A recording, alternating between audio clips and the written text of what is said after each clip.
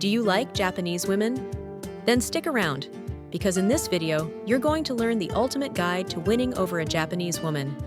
It's based on studies and the experiences of dozens of foreigners who actually pulled it off. You'll find out exactly what you need to do, the requirements you have to meet, and why Japanese women are, in fact, very different from what you might think. That can be good, or it can be very bad. This video is going to be a bit controversial, but also a lot of fun to make. So get ready for the most complete guide on the internet. Grab your notebook and let's dive right in. Number 1. Be rich. Or at least, don't be a loser. Let's be real. Do you really think you're going to win over a Japanese woman with just your charm and a few cheesy pickup lines? You'd better rethink that. In Japan, the standard is different. Women grow up in an environment where working hard, saving money, and having a stable life is basically a requirement, not an option. You might be a nice guy, fun, maybe even good-looking, but if your life is a mess, you're out. It's that simple. Many Japanese women start working as early as high school. They have their own money, their own car, and many even own their own home. They don't need a man just to take care of them, and that's exactly why they won't get involved with someone who's dead weight. They're not used to the classic lost adult you see so often in other countries.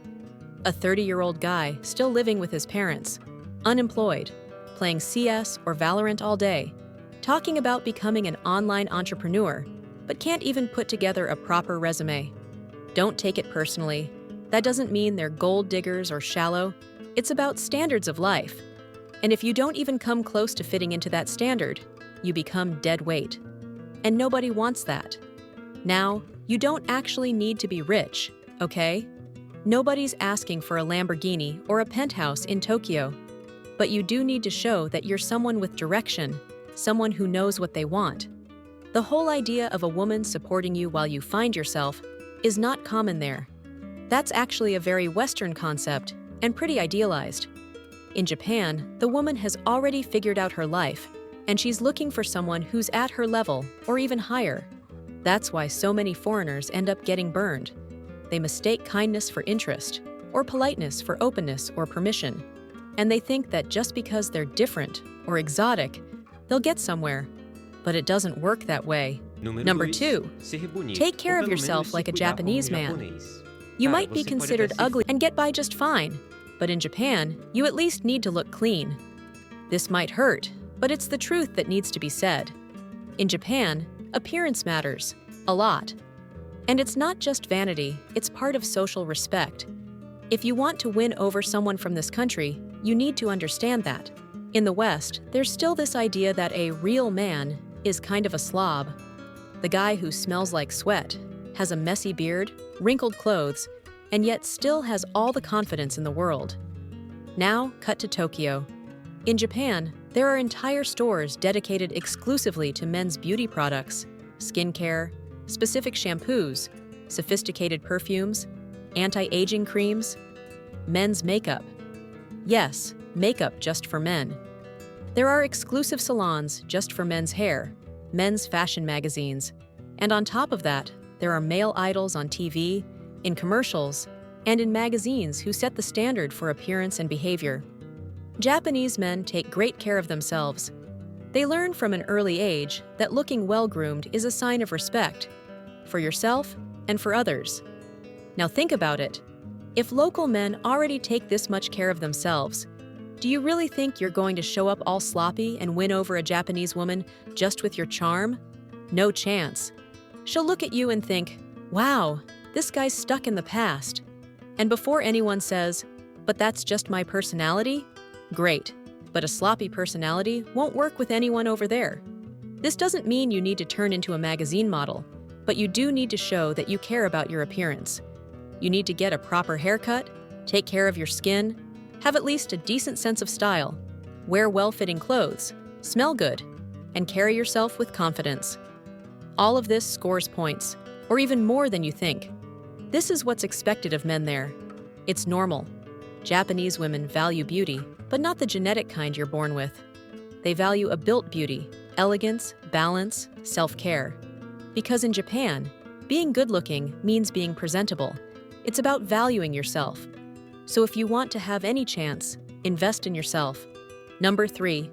Be a feminist, in the good sense of the word.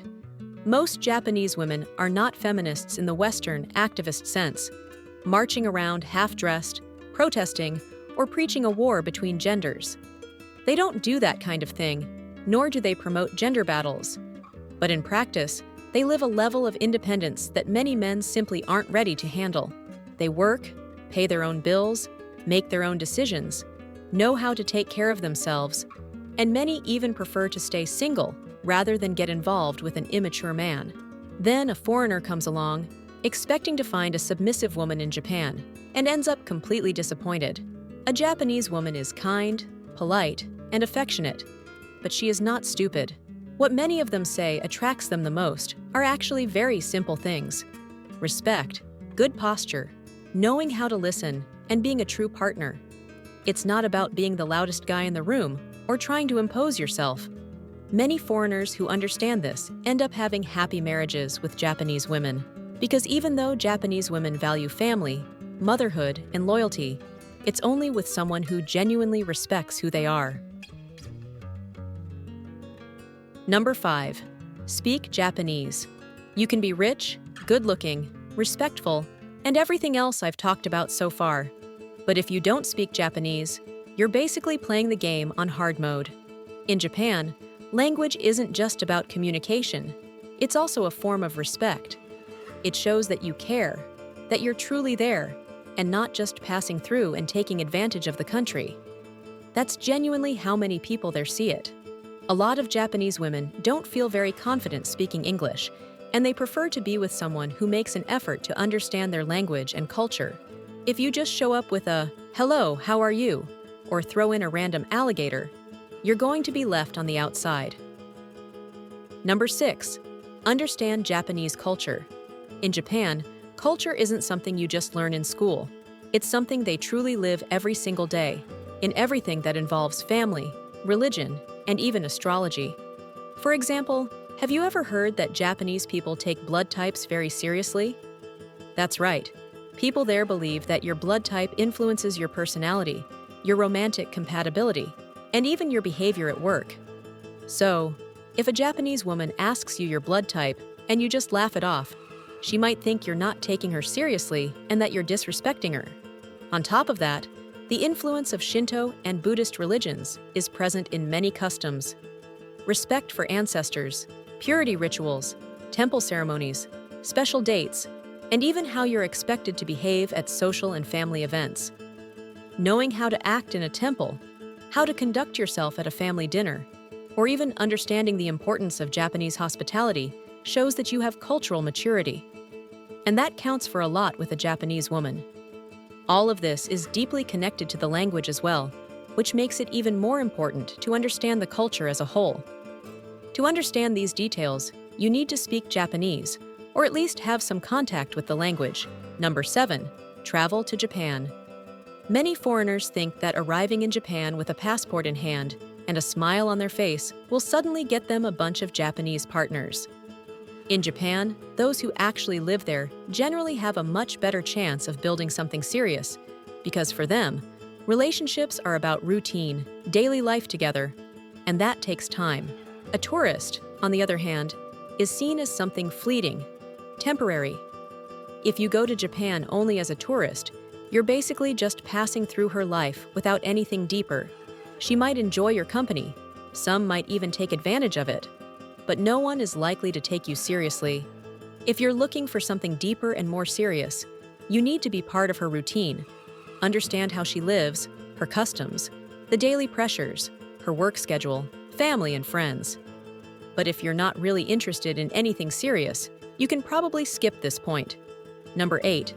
Be exotic, but avoid the negative foreigner behavior. Let's get one thing straight. Being a foreigner in Japan automatically puts you in the spotlight. You will stand out. You don't have to try to be noticed, you just will.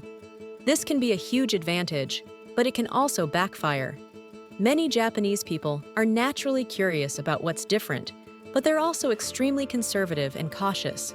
They value control, etiquette, and what's known as social harmony.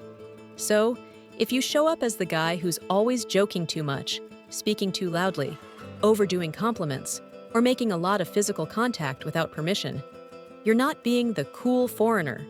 You're being the invasive one, and that will push people away. In other places, it's normal to be direct, to have a more open vibe, the touch, the hug. But in Japan, this can be seen as disrespectful, an invasion of personal space. That's why subtlety will be your best weapon. Be different from the Japanese, but be careful, controlled, and polite. Being exotic doesn't mean being clueless, and being different is not the same as being disrespectful. When you're able to balance this very fine line, your uniqueness becomes a huge advantage. You become the foreigner who is interesting, more charming, and above all, a respectable person. Otherwise, you'll just look like a crazy foreigner, and nobody wants that. Japan already has plenty of those. Well, that was your complete guide on how to win over a Japanese woman, based on the experiences of several foreigners who have succeeded, and also those who didn't. If you've been through something similar or know someone who has, leave a comment down below and I'll see you in the next video.